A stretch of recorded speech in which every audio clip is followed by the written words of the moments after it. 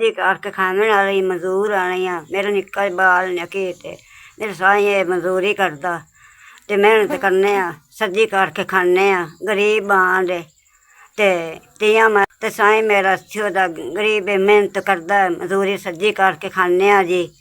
ते जिमें मेहनत करने आ त्यार जिमें आर मैं साई मेरा छोटा मैं घाड़े च रैह्नी आं ते मैं बड़ी औखी आं ते सब्जी काट के खाने वाली मेहनत आद खाने पीने आं। जिन्ने आं गरीब आं बड़े औखे आं।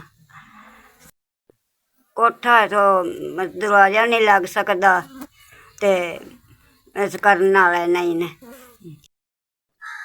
थोड़े दफरू मैनू 5,000 ठीक गया है। अल्लाह तेनू इदू कहना देवे कहना देवे। अल्लाह मैं मदद करो गरीबां दी करो।